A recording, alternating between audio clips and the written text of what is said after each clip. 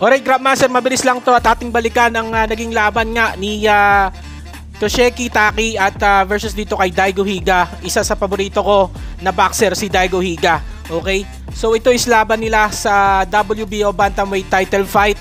And si Taki nga rito ang defending champion. So sa round 1 nakuha ni Daigo Higa sa pagsugod niya at pagpapatama dito kay Taki, dahil si Taki dito sa round 1 is depensa ang ginawa niya. Now dito sa round 2 is nakuha naman ni Taki at nagkatikiman sila ng mga lalakas na patama round 2 pa lang. So dito naman sa round 3 is nakuha pa rin ni Taki dahil lumulusot yung mga uppercut na ginagawa niya, sharp and accurate talaga.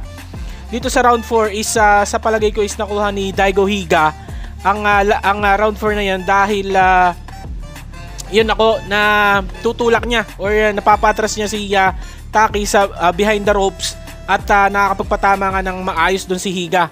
And napakatibay ng panga ni Taki, no, kahit napapaatras at napupunta ni napupush ni Higa to si Taki sa may ropes is talagang tinatamaan, pero ang tibay talaga ng panga, nakakahanga. So dito naman tayo sa round 5 and nakuha naman yan ni Taki. At yun, umaatake na nga siya doon. Dito sa round 6 is nagpakita ng counter, no? Nagpakita ng counter and boxing skills dito si Taki. And yun, opensa. So talagang gumawa siya ng pagsugod at pag-atake.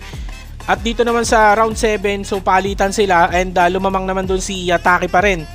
And dito sa round 8 is ang ganda nga ng movement, no? Naging boxer style ito si Taki and sugod ng sugod to si Higa, ngunit hindi siya makatama at ganda ng movement doon ni Taki. Dito naman tayo sa round 9. Sa round 9 ang nangyari is yun, umatake nga to si Higa at